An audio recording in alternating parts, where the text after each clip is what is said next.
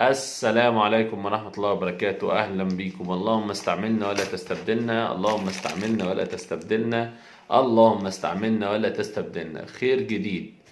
الخير ده هنقدر نعمله ب1800 جنيه.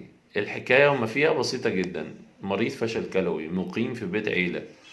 إجمالي الدخل بتاعه 400 جنيه. الدخل ده يا جماعة جاي من معاش تكافل وكرامة. الراجل ده يا جماعة عنده فشل كلوي ومحتاجين إن احنا نركب له سماعة، لأن السماعة اللي عنده فيها تشويش بسبب عجز في العصب. تمام. إجمالي تكلفة السماعة 1800 جنيه بعد كل الخصومات اللي احنا قدرنا نوصل لها.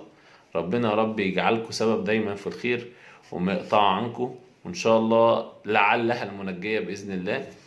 كل اللي أقدر أقوله لكم إن أنتوا تقدروا تتواصلوا معانا من خلال أرقام التليفون اللي هنسيبها في لينك الفيديو. والسلام عليكم ورحمة الله وبركاته.